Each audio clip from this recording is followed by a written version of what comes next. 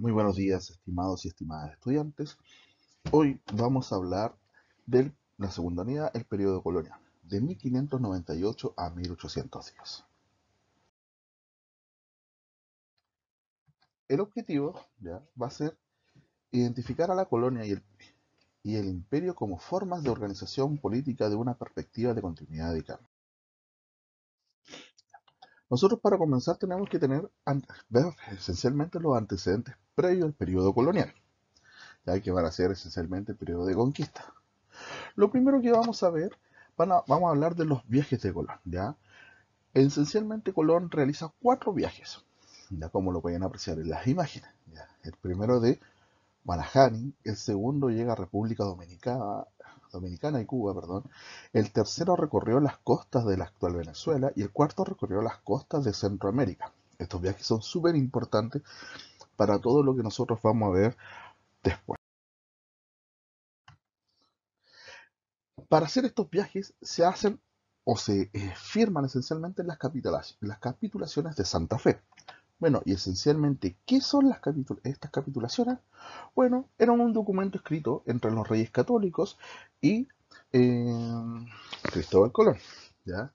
El cual esencialmente es un contrato que establecía derechos y deberes entre las partes, ¿ya? ¿Qué derechos y obligaciones se estipulan en estas capitulaciones? Esencialmente, en los derechos tenemos que el título de vitalicio y hereditario del almirante de la mar oceánica, perdón. El título de virrey y gobernador de las tierras que descubriera, esencialmente. El derecho a percibir la 10ª parte de todas las riquezas y mercancías obtenidas en la empresa. Recordemos que todos estos viajes de expediciones son conocidos como empresas, ya porque tienen un carácter privado. La autoridad para intervenir y decidir sobre los problemas que se organicen en cuestiones de riquezas, también es súper importante. El derecho de contribuir sin preguntar a nadie con la 8ª parte de los gastos de cualquier expedición, a cambio de recibir luego de una parte similar de los beneficios obtenidos. ¿Qué quiere decir? Como lo decíamos, una inversión privada. Por otro lado, las obligaciones son conquistar, evangelizar, fundar ciudades, todo en nombre de los reyes católicos.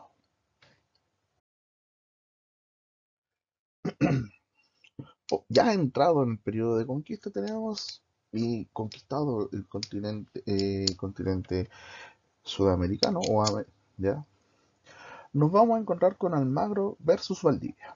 Almagro, por una parte, realiza una empresa de conquista de carácter privado. Valdivia, lo mismo.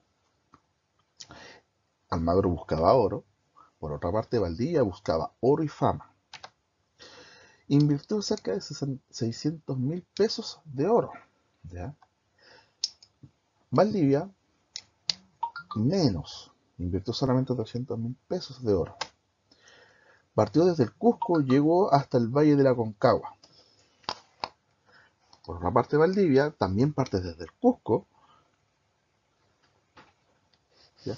Y se establece en la ciudad de Santiago, luego de su fundación. Murió en la batalla contra Francisco Pizarro, ¿ya? Y Valdivia murió en la batalla de Tucapel, en la plena guerra de Arauco. ¿Ya? Bueno, las instituciones y ciudades que funda Pedro de Valdivia son sumamente importantes, ¿ya? Primero funda el primer cabildo de Santiago. Después funda las siguientes ciudades en orden y con una materia, con un punto estratégico. Primero funda Santiago, después funda Serena, Concepción, Imperial, Angol, Villarrica, Valdivia.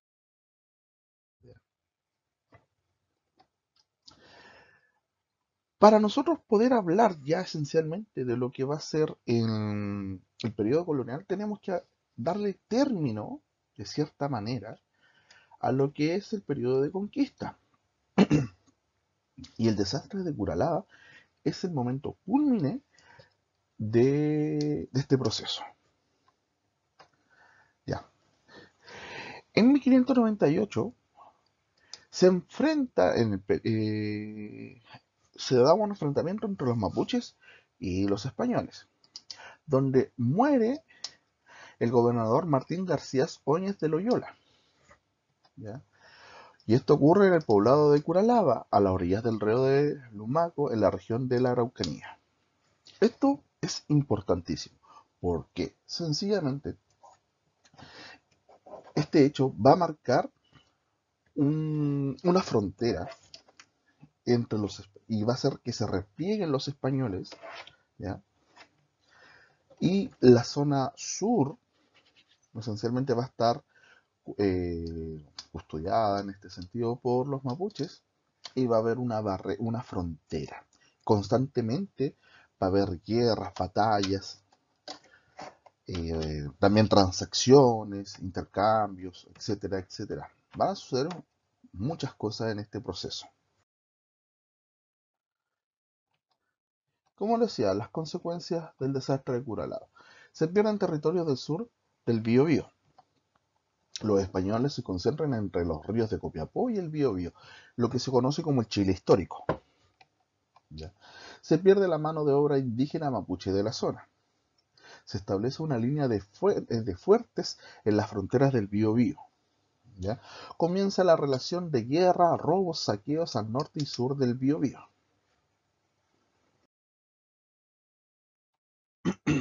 Ahora, vamos a entrar ya a lo que es la colonia.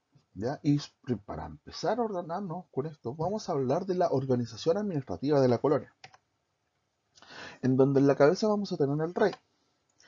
Por parte, en España, vamos a tener a los consejos de Indias y a las casas de contratación. ¿Ya? Estas dos instituciones son sumamente importantes. ¿Ya? En América va a suceder que vamos a tener los virreinatos y las capitanías generales y gobernaciones. Estas a su vez van a tener a su mando las audiencias, los consulados y los cabildos.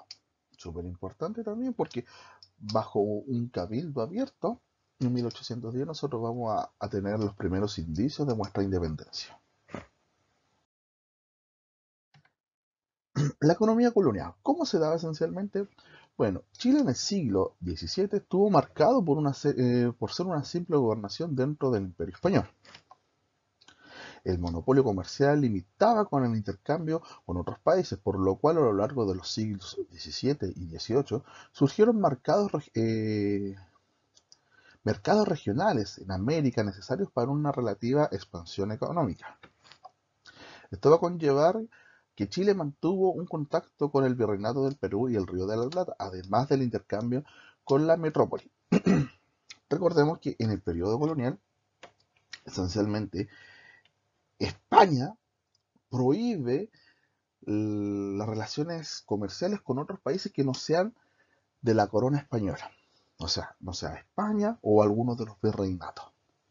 ¿Ya? Y también surge por esto mismo, también posteriormente, ya acercándonos a 1700, va a surgir mucho la piratería acá en Chile.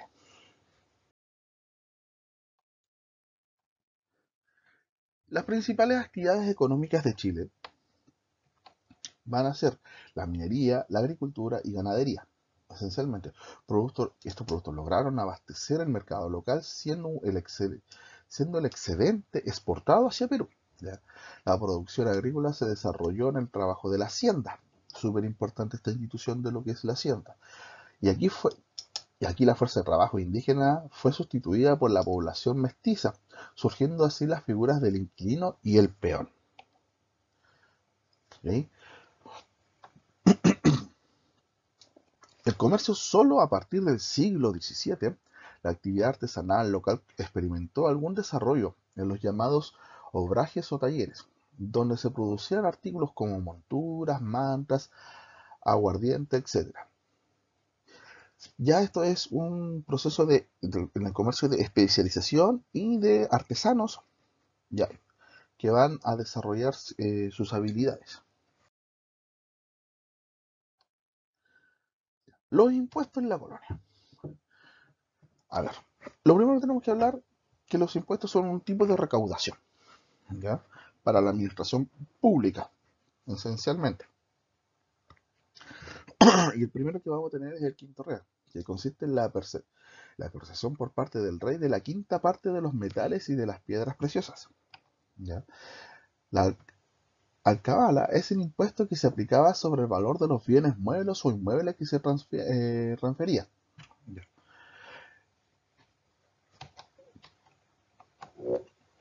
El diezmo eclesiástico es la décima parte de los productos agrícolas y ganaderos de cada año. Era cobrado por el Estado con la obligación de dedicar su producto al sustento de la iglesia. El consulado es un impuesto que pagaba el Tribunal de Comercio. Y la armada, contribución realizada cuando se efectuaba la venta de artículos de primera necesidad. El dinero recaudado se destinaba al equipamiento de la flota que defendía a las colonias de los ataques de los piratas. Ya. Todos estos impuestos de una u otra manera van a permanecer con otros nombres, esencialmente en la actualidad. Ya. Por ejemplo, bueno, el diezmo hasta el día de hoy sigue, con otro carácter, pero sigue. La alcabala es un impuesto que sí,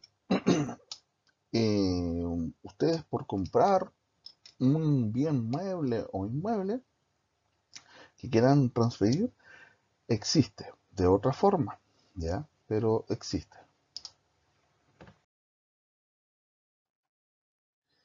La estratificación social.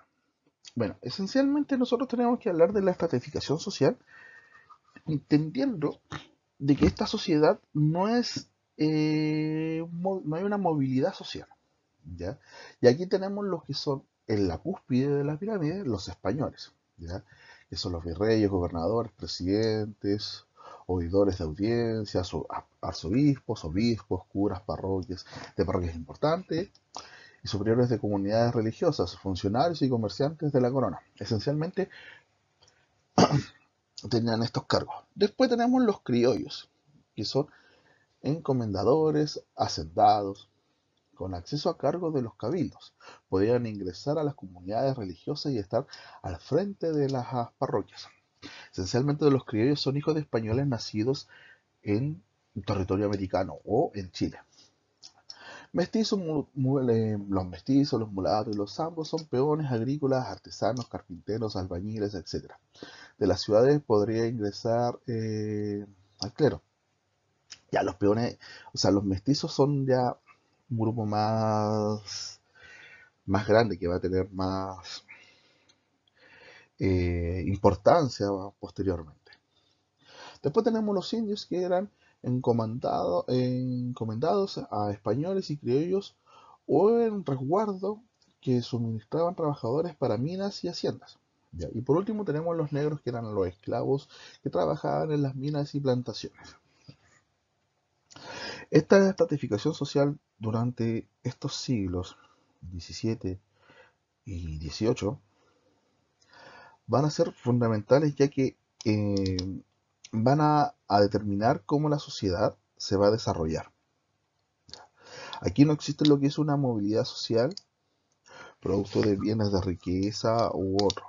Aquí tú seguías la condición de tu madre. ¿Okay?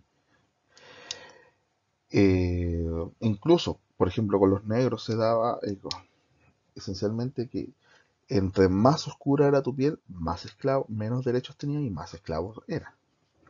¿Ya?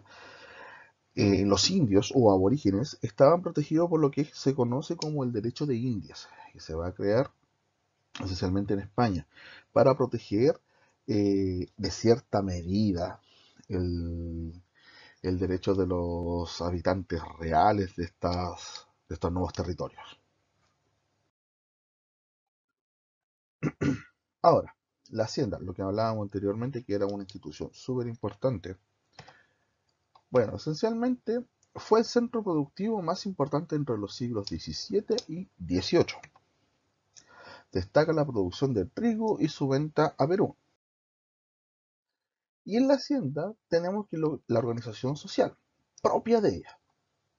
en donde tenemos los asentados. En primera, después, posteriormente, los capataces, inquilinos y peones. Aquí nosotros tenemos que destacar dentro de estas cuatro figuras dos que son fundamentales, son los inquilinos y los peones. Los inquilinos trabajaban esencialmente por el arriendo de un pedazo de tierra donde ellos podrían vivir, ¿ya? Por otro lado, los peones se iban moviendo de un lado, de una hacienda a otra, porque trabajaban por ropa, por alimentos diarios, etcétera.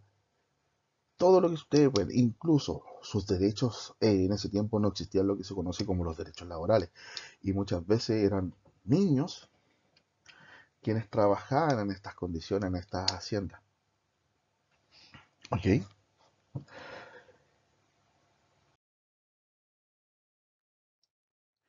Y bueno, para finalizar, estimados y estimadas, vamos a hacer una actividad. Van a leer desde la página 68 a la 105 de su texto escolar para profundizar mucho más este tema, ¿ya? Yo les dejé una guía en la cual van a tener que realizar en primer lugar una pirámide de organización social estamental de este periodo colonial, ya que la vimos. Después, realizar un esquema de la organización administrativa de la colonia, cómo se organiza la colonia, tanto en España como en América. También lo vimos. Y por último, vamos a realizar un análisis de texto, ¿ya? Espero que les haya quedado claro, estimados y estimadas estudiantes. Les deseo lo mejor y hasta una próxima.